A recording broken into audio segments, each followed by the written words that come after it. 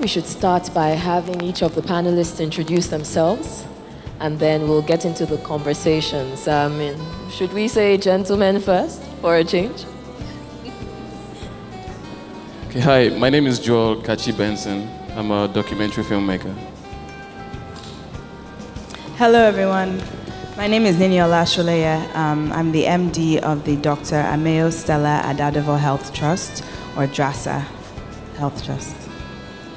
Good evening or good afternoon, everybody. My name is Remy Owadokum, and I am a full-time Amazon best-selling author and founder of the Total Makeover Program.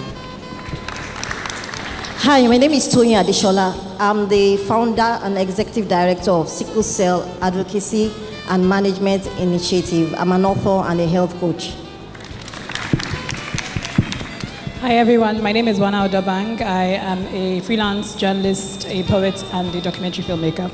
My name is Ari Toko. I do a lot of things, but I produce, I present, and I talk.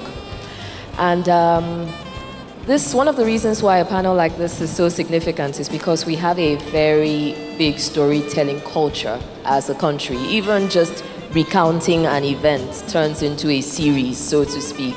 I mean, people start threads on social media and trend because we love to tell stories.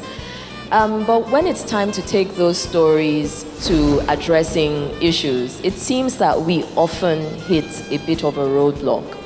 And I'm going to ask both of you, Awana and Joel, to give us your perspectives on why you think that sometimes we struggle with translating our storytelling skills when it comes to serious conversations. I mean, I suppose I'll speak from from an angle of someone who interviews people quite a bit. We have a very strong culture of shame.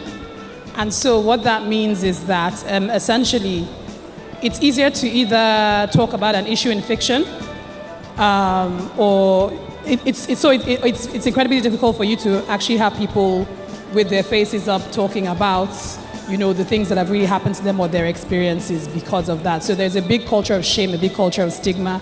And that shame and stigma is not just an individual thing, but it's something that extends to everybody else around the person as well. So it's almost like there's like a culture of honor where if something happens to you, it happens to all of us. So you talking about it means you're shaming everybody, you're not just shaming yourself. So because of that, it's incredibly difficult for people to come out and share their stories as is a lot of the time. It's easier for them to hide behind an avatar or hide behind fiction.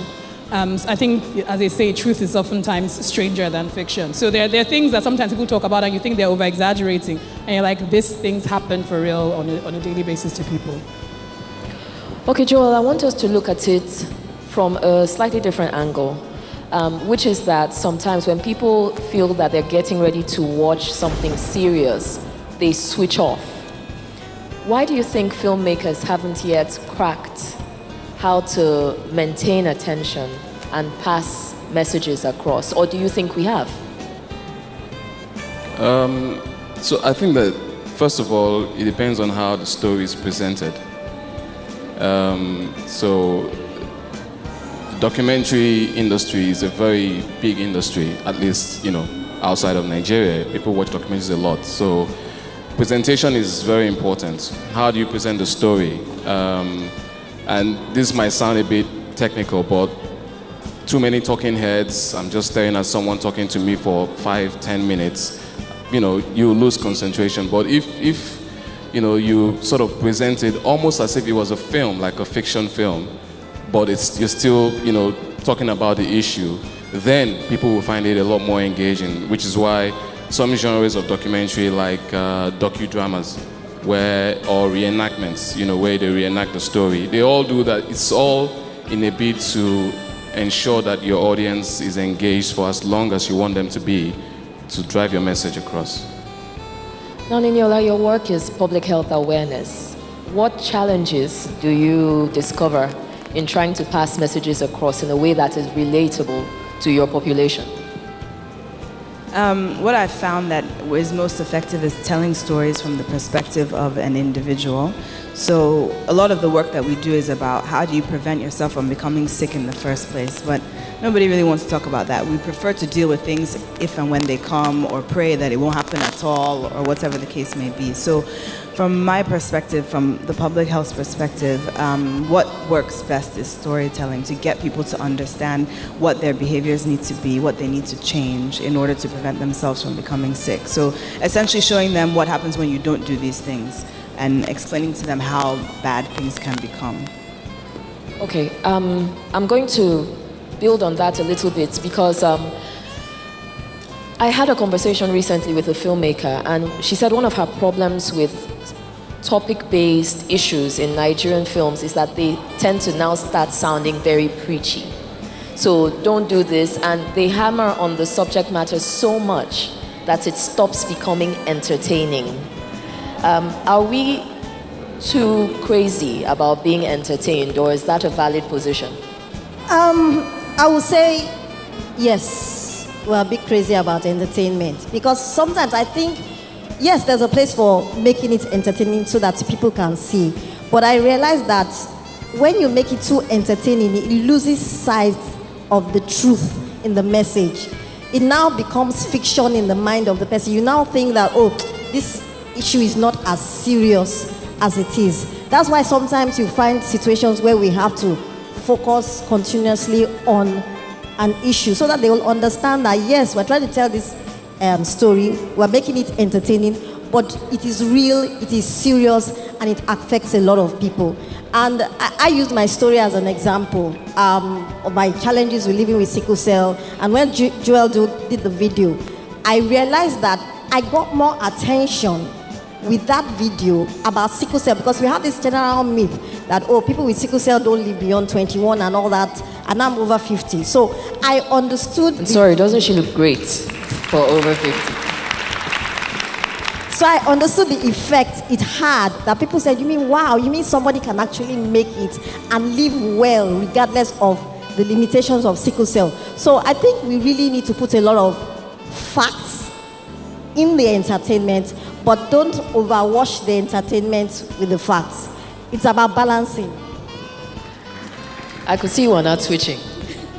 No, I thought it was a very interesting question, and I kind of agree with the person as well regarding sometimes subject matters becoming very preachy. Yes, I do. I do think that, you know, we want to escape a lot, so that's why we're always looking for something entertaining. That aside, but I also do think that when it comes to a lot of our storytelling, we're not the most subtle people. So oftentimes, even when you're talking about a particular issue, it just feels like an NGO film all the time. You know, it feels like, oh, USAID has given us money for this, so this is what we're gonna, you know. So I think that has something to say, because I think if there are a plethora of stories where people are, you know, it's almost like poetry in a way. You can say the thing without saying the thing. You have the character in front of the camera, and it's a real story, and they're telling you their story, but they don't need to mention the thing 200 times or what it's about. But you get, you know, because you're looking at the human being that embodies that particular issue or situation, essentially. So I think we could do with a bit more nuance in our ways of telling stories, whether they're factual or fictional.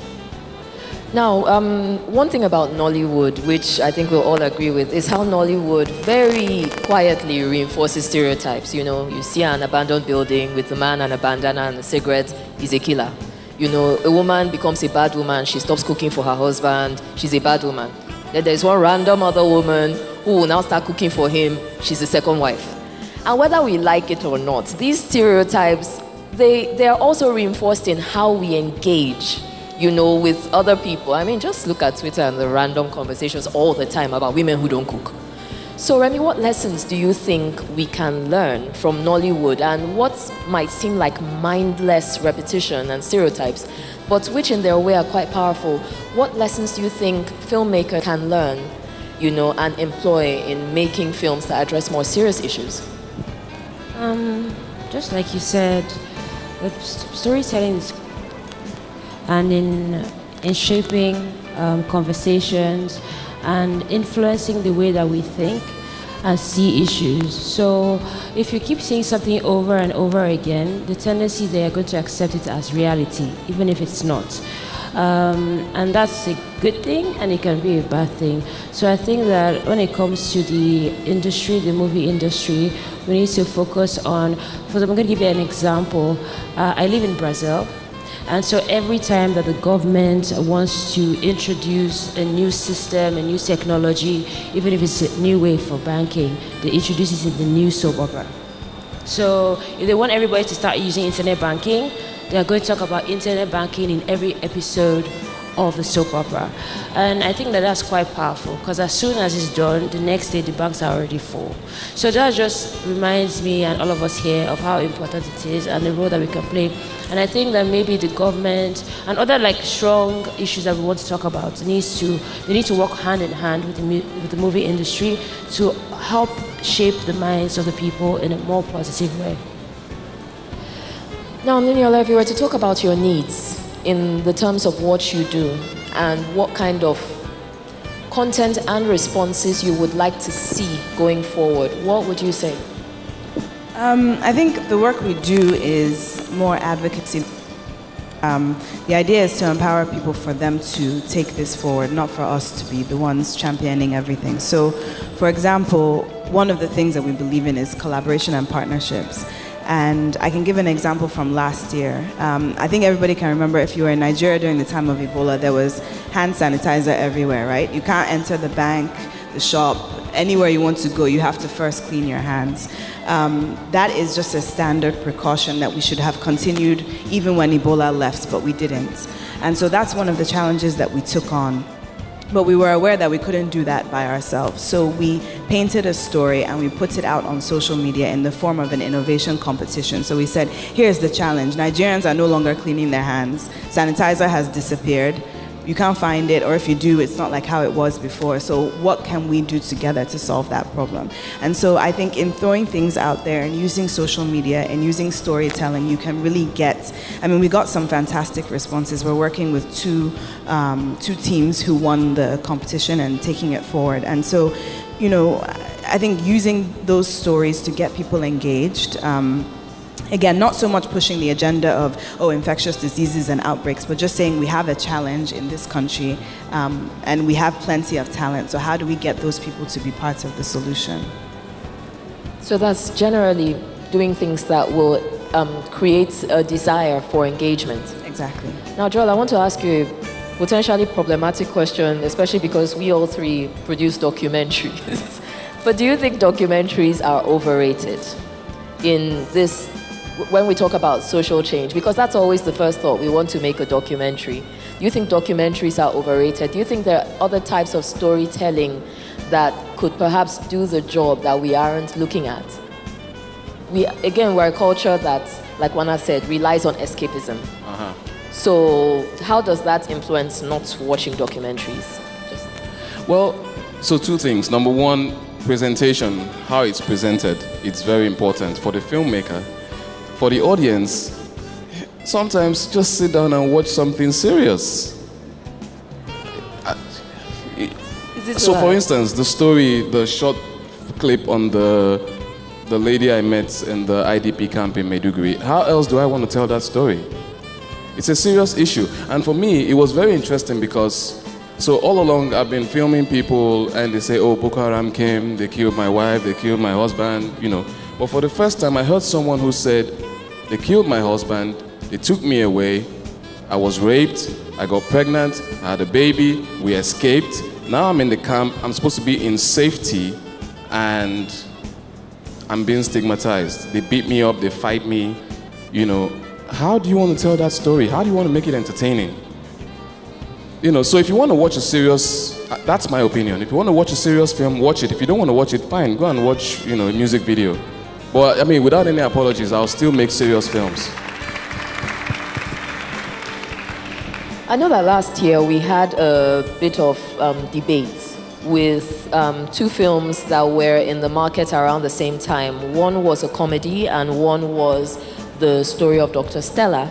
And while everybody kept on saying, go watch 93 Days, the numbers were showing, I can't remember which other film it was, that was the film people were going to see. So, yes, we need serious films. But yes, people rely on escapism. As a filmmaker, then, should you be interested, so to speak, in numbers? Or should you be satisfied that you have told the story and the job is done?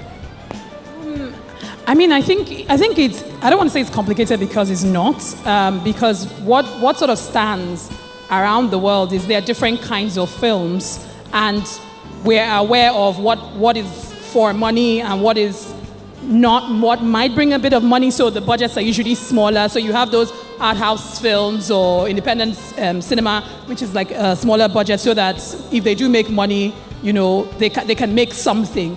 A lot of documentaries are funded by organizations, by grants, and those sorts of things as well. So, point being that everywhere else around the world, there are different kinds of films for different purposes. There are some films that are blockbusters that are just for like making tons of money.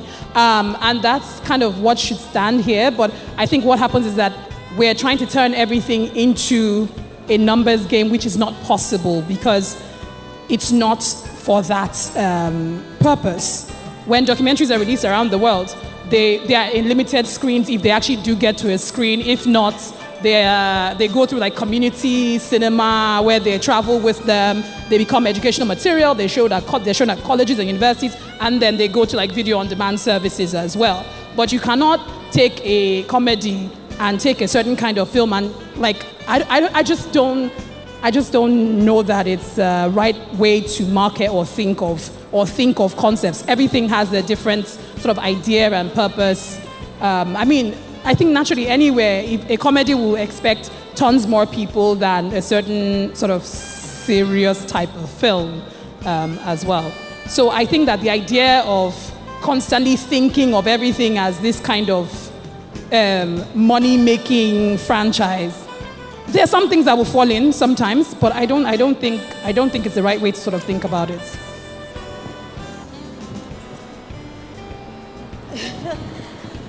I agree with her. I just wanted to make a comment. I know we're talking films, but like you asked the question, are there other platforms? Like you're asking Joel, that is it the only? No, it's not. You have books. I've seen people who use social media to share stories, and it's very impactful. One thing I realize about telling stories is what Wana said earlier, because coming from my own community, is the ability for people to even come forward to tell their stories. It's very challenging because of the stigma and everything. Maybe that's why sometimes people use other means. Like book, you cannot tell how many people or who the person is. The only thing about movies, because it's visual and people are more accepting to visuals, that's why it's more prominent. It's a good way.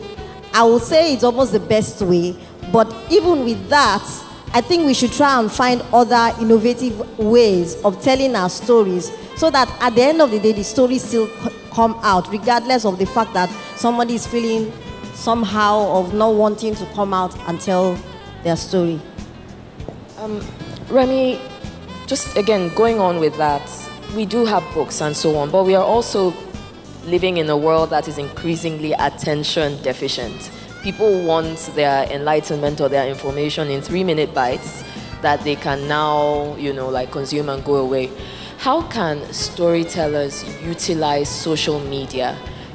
Are there things we're not thinking of? Are there ideas we need to start, considering?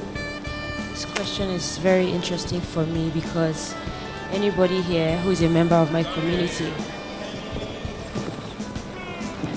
this question is very funny for me because anybody who's a member of my Facebook community knows that I'm the queen of very long posts, right? And I remember that when I started writing, these are my people.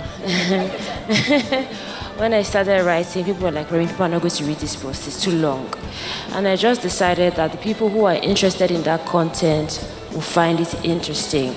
I'm not in the business of trying to please everybody. I'm interested in the people who will take the time to actually read, implement, and are interacting with the post. So I'm not going to change my style of storytelling because I want to please a certain type of people. I'm not going to lose my authenticity because I'm trying to be popular. And I think that the more authentic that we are, the more that we are going to attract the people who really love us and who are going to appreciate the work that we do. So then it's a question of looking for and creating organic networks that respond to what you're sharing.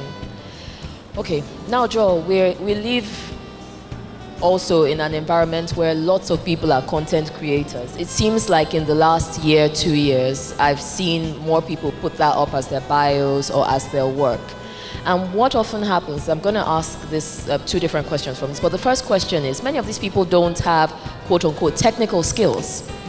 Is that a problem when you're now talking about people utilizing whatever content creation methods to pass across a story?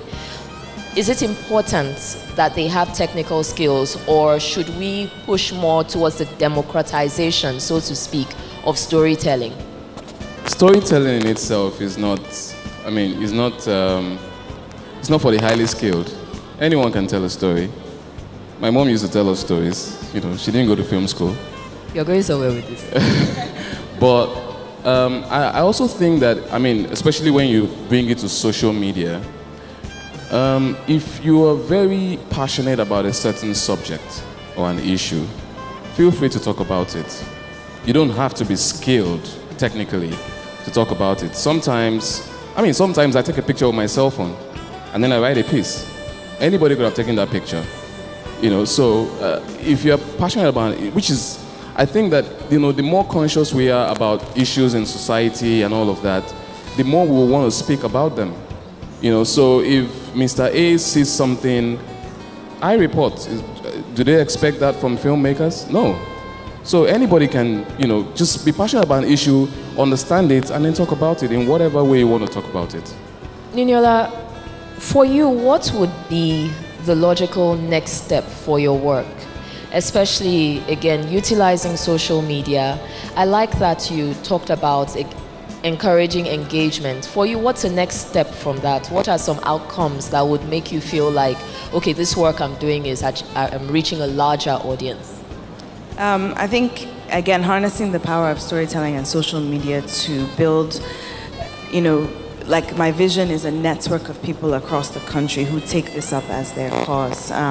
It's not difficult work. There's simple interventions that can be put in place to really have an impact, whether you're talking about urban areas like Lagos or rural areas. And again, we're not trying to own this. This is not our thing. All we're trying to do is build a platform for others to plug into and take forward. So that, to me, is just the logical next step, to have more people come on board to work together to get it done. Tony, you do this really amazing thing where you talk about warriors.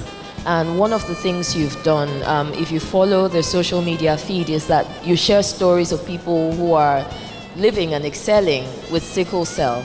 And what that is doing is effectively removing a lot of the mindset around sickle cell as just a medical thing. What are some ways you feel you can expand that? How would you like to build on that? Where would you like that to go? One of the ways I always wanted to was like going through radio and bringing people who are living with sickle cell and doing very well in their lives. Radio first, because I know the stigma. It's easier just putting somebody behind without a face and sharing their stories, because a lot of times we don't realize what people with sickle cell go through and how they live exceptional lives, not only for the people who don't live with sickle cell, but the people who live with sickle cell and feel it's the end of their world. And telling such stories helps people become inspired, one, to change the perception of what sickle cell is in this society, because it's heavily stigmatized, I must say. Stigmatized in jobs, stigmatized in relationship, and also giving that person with sickle cell the opportunity to realize that if this person can hold down a job, become a business person, or do whatever it is in their career without having any major issue, I too can achieve it. And that's what we want to do. Wana, you're becoming, well, this is because I'm her greatest fan, you understand. And one of the things Wana does is that she has gotten to tell many difficult stories through your documentaries, through your poems, through speaking. What you've effectively done is dragged the curtain down, and you repeated emphasize that no story should be too shameful to tell. What kind of responses are you getting from audiences and perhaps also from other storytellers? The response to a lot of my work has been quite remarkable for me. It's quite overwhelming. Mostly people saying, and sharing their own experiences after maybe watching something or reading something. Sometimes having to share it with somebody they know who is going through it. So I think it's the idea that people are seeing themselves in the work, and I think that's where sort of those impactful moments are happening, essentially. And I think for me, when it comes to telling stories, I'm very interested in how different mediums can connect to people. So I'm not particularly bothered about whether it's through a journalism article or a documentary. It can be an Instagram post, it can be a 1-minute video. I'm just interested in how people can access the work and find themselves in the work as well. I hope I answered the question in some way. Yes, you did, actually, you did. Remy, your work centers around community and around building networks. No, that's a lot of no. I mean, it's something you emphasize, let me put it that way, about creating communities, about building relationships.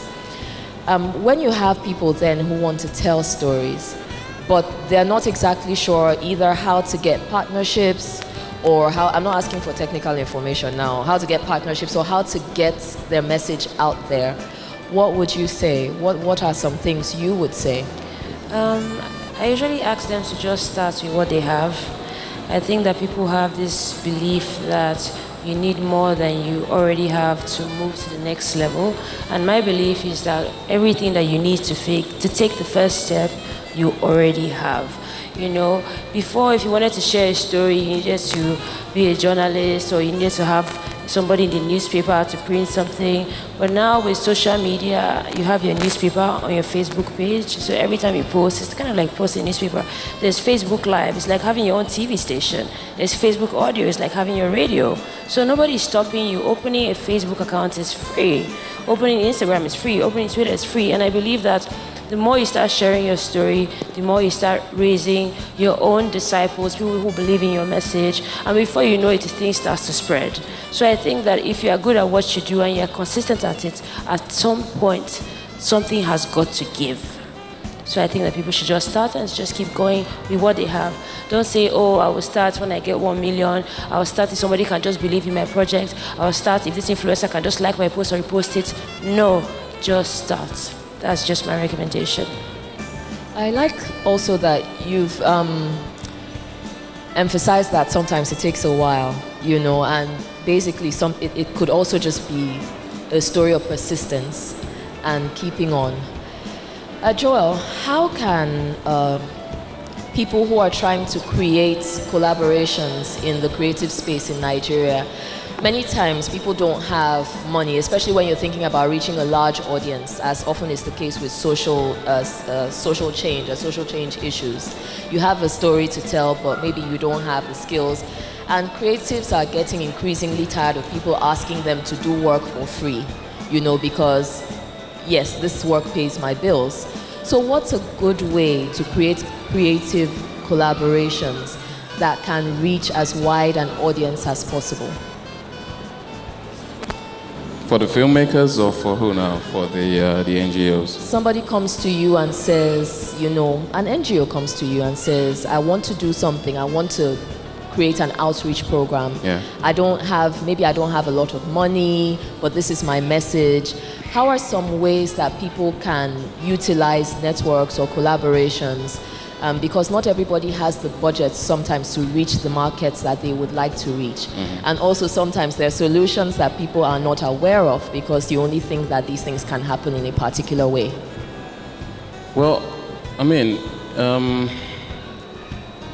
So from an NGO, like an organization working up to a filmmaker like me, the first thing would be, how well can you sell your story to me to make me interested enough to want to work with you to tell the story, whether I'm paid or not. If I use Auntie Tony's, film, for example, I just read it in the paper and I called her. We'd never met before. And I said, I want to tell you a story. I think it's an inspiring story. And, we met and that was it. I've also had people who walk up to me and say, hey, look, we want to do this. And if I listen to the story and I think it's, it's a great story, yeah, I'll do it. So I think for the NGO, for the organization, first of all, how well can you sell your story? How believable can you make it? Like, what's your why? Why are you doing it? So if I feel that your reason, your desire is authentic enough, then I'll want to partner with you. Because from my own perspective, whatever I can do to help drive that message, I'm contributing my own part. When someone comes to you and they say, I have something I want to share. I have a story. I'm sure we meet people who say, I have the story that I think will inspire people. What are some things you would advise them to think about, or some approaches? I'm going to also ask you to give your perspectives on that. Some things you'd like them to think about, or approaches you would like them to consider. When they're telling their own individual story, I think, first of all, they need to be sure that they're ready to tell that story. Because I think oftentimes people are not thinking of the aftermath of what that story is going to do. So are you okay with those things that might possibly happen afterwards? I think is very important, because I think one of the things with being a person in the position where you're telling other people's stories, there is also a fear of the exploitative nature of it as well. So I think it's always very important that whoever is deciding to stand in that space and tell their story needs to be aware of everything and be in full control of that as well. And I think essentially saying, what's the motive? Why are you telling this story too? And then what are the resources we have when we go into the technical side of things? What are the resources we have? I think when we know the purpose of why you're telling the story, we also know how we want it to go out, or what medium in which is best to tell that story. So if somebody is saying, I just really want this thing to be everywhere, I want people to know about it. Maybe you want to just make a short video where it's going to go all around social media because you want that story to connect. But I think once you know the whys and the reasons why you're doing the thing you're doing, and then of course we can now move into the technical side of things, where what resources do you have available to telling that story? And then we can now say, okay, what medium, how do we want to do this? And does it involve other people as well? Right? That's another thing, because even when you're telling a story, it's your version of events. And if that story affects other people, like, what do we need to know or not know? We don't want to be sued at the end of the day, so yeah. And Remy, you also have told very powerful stories. So what would your perspectives be? I think just to what Wana said is very important. I think that is key, that before you tell any story, that you count the cost, right? And you know that whatever you're saying, especially when you share a story, you're sharing from your perspective. So when other people are involved, somebody might just come out and say, oh, you're lying and stuff like that. So you want to be sure that you have your facts right, and that you're counting the cost of whatever you're doing. So if you're going to go and talk about how you were sexually abused, you want to make sure that you're bearing in mind that some people are not going to think that that's something that you should be sharing. Right? If you say to somebody, your father abused you as a child, and you think people are going to say, yeah, you have to bear in mind that some people are going to just stop talking to you and block you and all that kind of things. So I think that counting the cost is very important. Another thing that I've been asked a lot is people say, okay, Remy, you've written 4 books, 4 of them are bestsellers. I just feel like I don't have anything interesting to talk about. My story is boring. And I always tell people as much as I can that it's not always about the story, but how the story is told, right? Sometimes you hear one story, not to talk down anybody, there's some local news stations, and you watch the news, and you're like falling asleep, and then you see it in an international news, and you're like, oh, you're all excited. It's the same story. The story is just told differently. So I think that we should invest in learning and improving our storytelling skills. Okay, I'll round up our part of the conversation with questions to Niniola and Toyin, and that is, with the work you do, what for you will be, how will you know that you have achieved your aims in the sense that your work is very directly linked to influencing behaviors or changing mindsets. So for you, what are some markers by which you'll know, okay, we're on track, we're doing a good job, we're achieving our outcomes? For us, it's essentially about healthy living and improving personal health. So when you see there's a reduced disease burden in Nigeria, when the health sector is not so overrun with sick people and with patients who have conditions that could have easily been prevented, that's how we know that we've achieved what we've set out to. And for you? For me, it's a few things. Firstly, the ability for people who would likely have children with sickle cell to understand the challenges these people go through. I'm not saying I'm forcing you not to marry or anything like that, but at the end of the day, I want you to be informed so that you make the right choice and it does not affect the child at the end of the day. Then secondly, also to change the general mindset of society towards people with sickle cell. That I would love to see a time where people are not looking at sickle cell as a spiritual thing, which we still do, where doctors, surprisingly, are more informed about managing the health and understanding the psychological and emotional state of a person living with sickle cell, so that they don't just focus on the physical alone. And then also, for whether it's job, whether it's in relationship, you don't have an in-law saying that the person you want to marry shouldn't marry you because they feel you're going to die anytime soon or anything like that. So it's basically a change of mindset, a change of understanding of what it is to live with sickle cell and the potential for that person living with sickle cell to live well and live healthy and live purposeful. Fantastic. I'd like to open it up. Okay. Good afternoon. My name is Ekena Ajayi. So my question is actually to Wana, and then I have one for Antoine. Okay, so you talked about people having that shame most times. What do you think we can do as Nigerians to help overcome it? Because I think it's actually a very big problem. And then for Antoine, what do you think the government has a role to play when it comes to sickle cell advocacy in Nigeria? Thank you. Yes, government has a major role. Unfortunately, in this country, Nigeria has the highest number in the world. That's one. But yet, we don't have a sickle cell policy, and we don't compare to issues like malaria, polio, HIV, where we really advertise about awareness and all that. That is not done here. And so I feel, yes, government does have a major role to affect change in the areas of, I'm not saying, okay, treat everybody for free or anything, but if you put the enabling environment and the awareness there so that stigmatization is reduced, people are even more aware. People don't even know the difference between blood group and genotype. We have so much issue. So there needs to be that awareness, intense awareness about sickle cell, and it's only government that can start that. So I'm one of those people who doesn't necessarily believe that change has to be this astronomical thing that happens. I think it can happen on a very, very gradual and tiny and individual basis.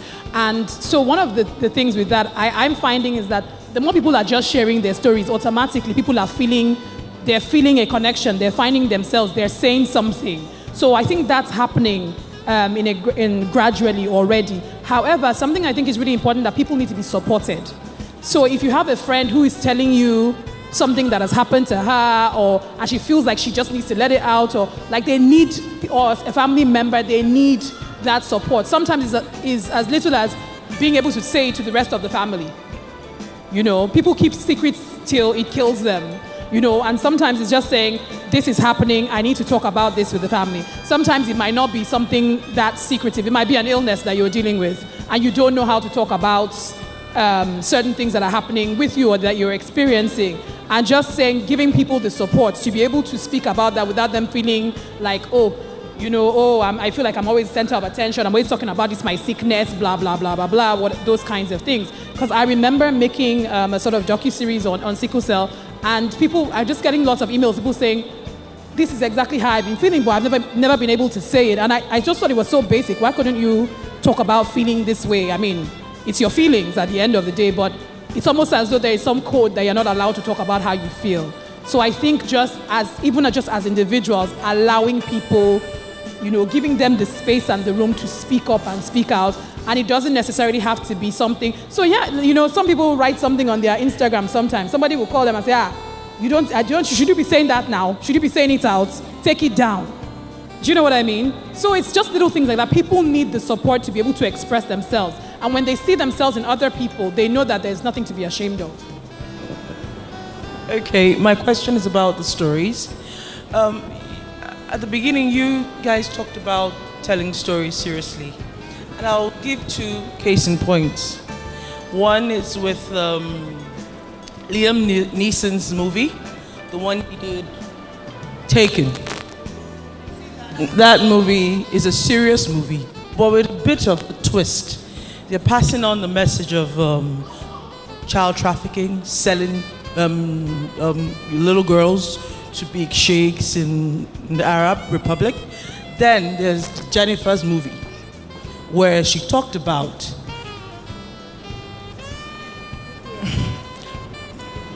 runs girl kind of thing, but with a twist. There's a lot of comedy, there was a lot of laughing. So I believe that in telling your story, you could either be funny or be like the Liam Neeson's movie.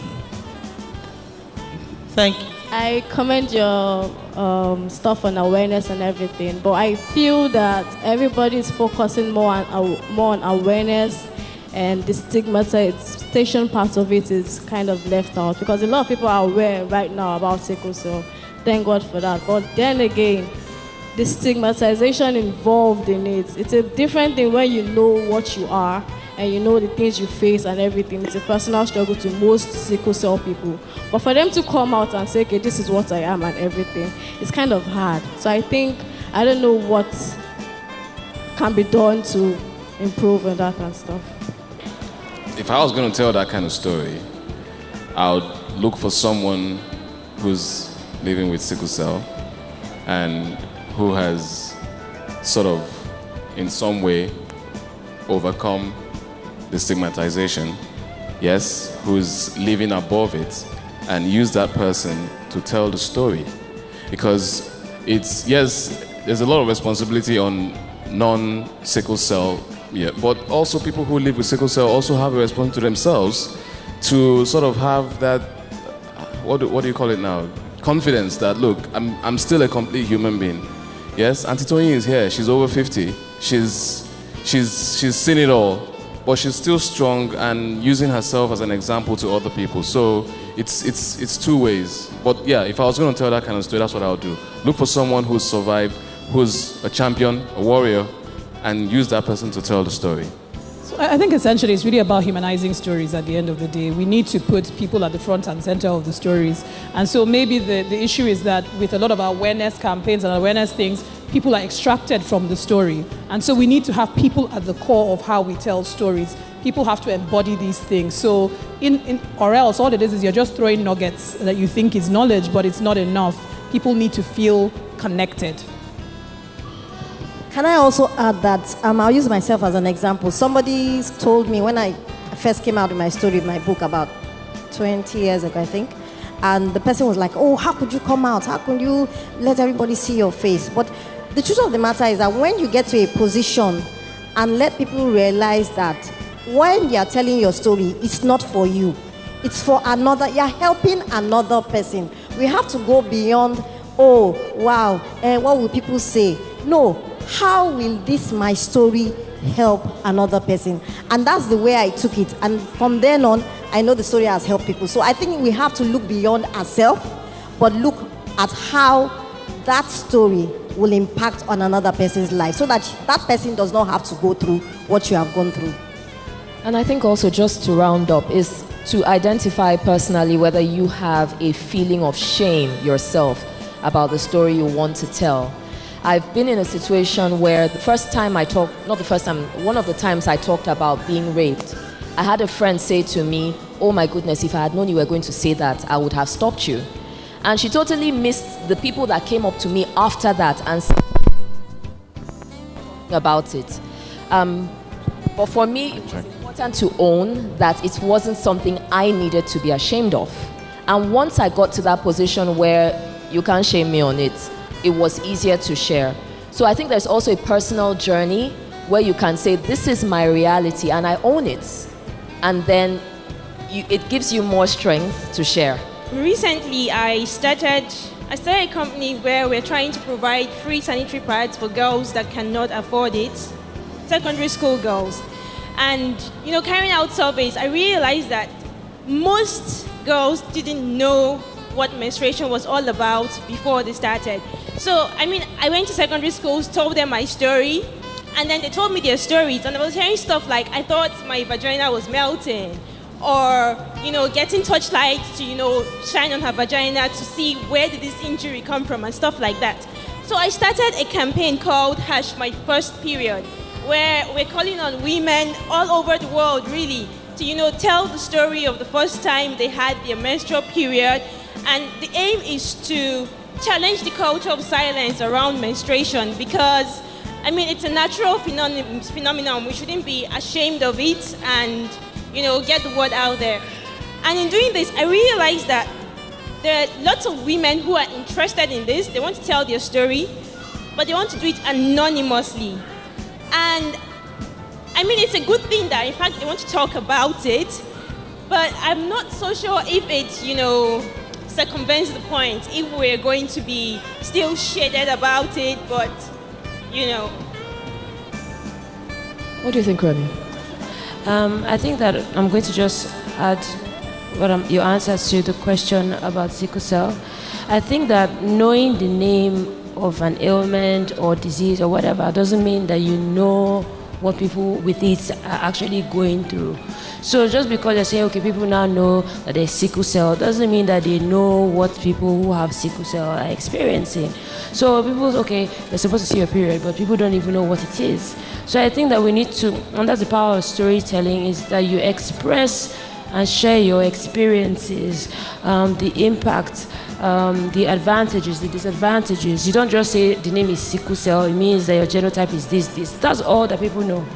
They don't know anything else. They don't know the experience. Okay, when the person is sleeping, how do they sleep? When they get out of bed, how do they feel? When they bend down, when they fall, when they're in bed. If you don't know, you don't know. But if these people are not sharing their stories, how are we supposed to know? Right? So I think that in the case of, and I think that if people understand the experiences, then there is empathy.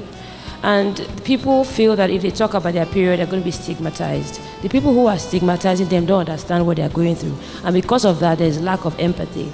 So I think that it's important for us to actually share experiences so that people can understand when people go through things. I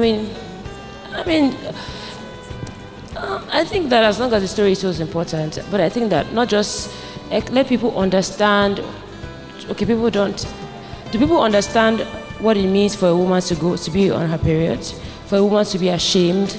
Do you understand what it means for a woman to not understand what's going on in her body? If a gentleman or a woman understands that if a woman expresses herself, she's not going to look at her like, what's wrong with you? She's going to feel like, oh, I can help you, or let's go find information. But there's no empathy because we don't even talk about these things. People need to talk more about these things, in my opinion, yes. The period story is very interesting about people being anonymous.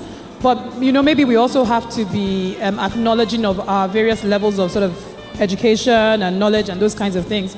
And I understand what you mean by if it's anonymous, then it just feels like it negates everything because it's the idea of destigmatizing your period.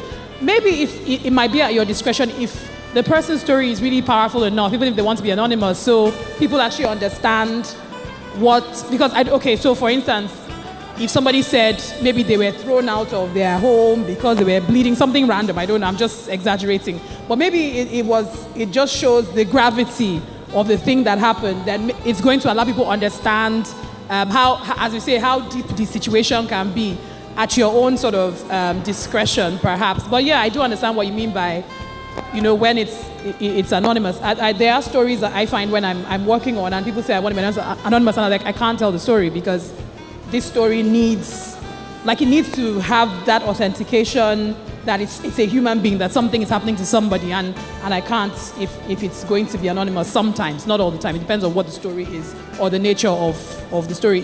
If them revealing themselves is going to put them in trouble or in harm's way in any way, then of course I wouldn't do that. But yeah, there's sometimes like you have to have an identity in some way. Okay, I think we can take one last question. My name is Charles Dushakara.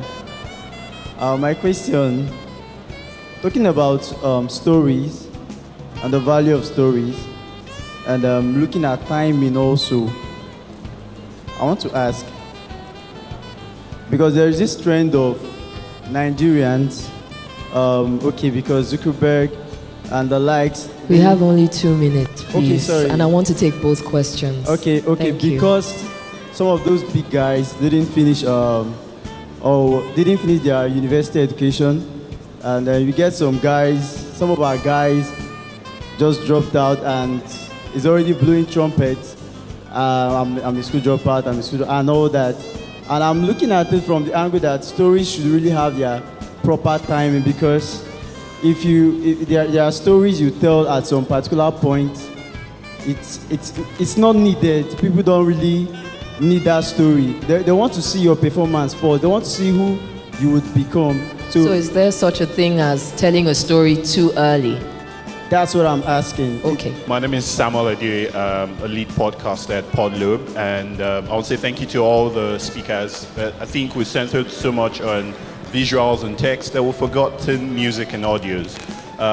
Olamide's recent Kosewe Kosewe cost a lot of opera about drug abuse. It was a way of storytelling, but I don't know what his intentions were. But then he released the video that told a totally different story. My question is, what role do musicians and storytellers have to play in changing or having an influence in the social landscape of Nigeria? That's a great question. Thank you. Okay. All right. So something my teacher told me, he said all art is propaganda. All right. And so any form of art, musicians, filmmakers, writers, whoever you are, you need to know that you have a responsibility.